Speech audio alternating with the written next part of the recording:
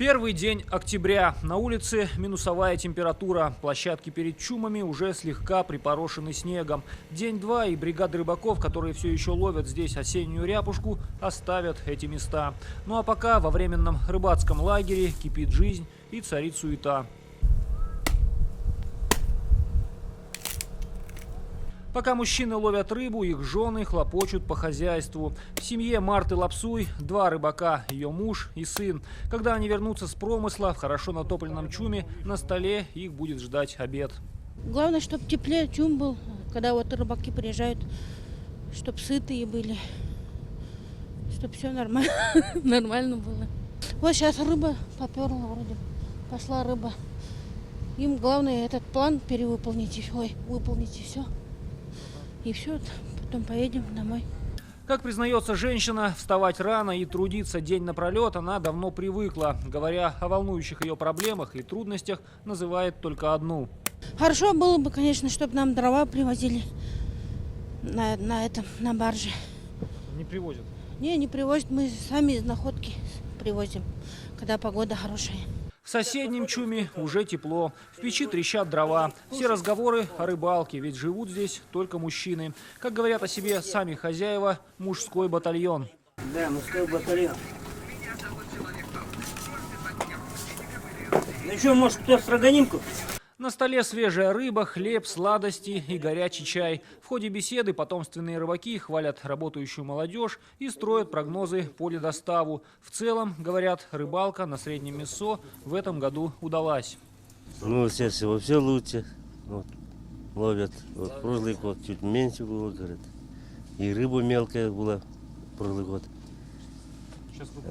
Сейчас крупный пошел. У нас бригада, я ничего не скажу, они все молодцы, все работают, стараются.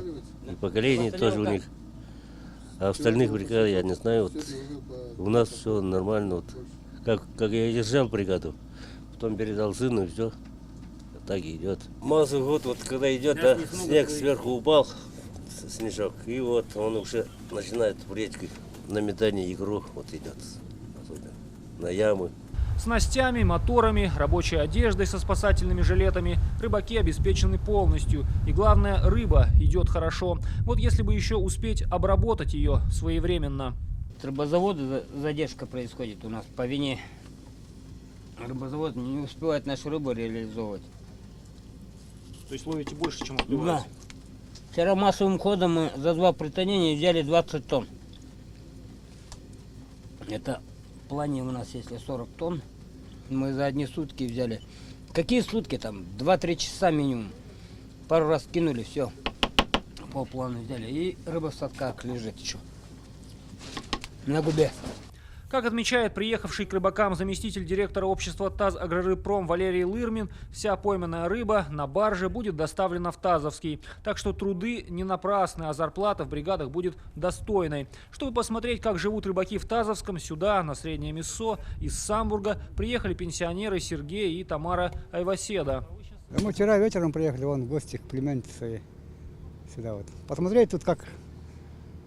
Нам все-таки тоже интересно, мы же там в Самбурге у нас такой рыбы нету.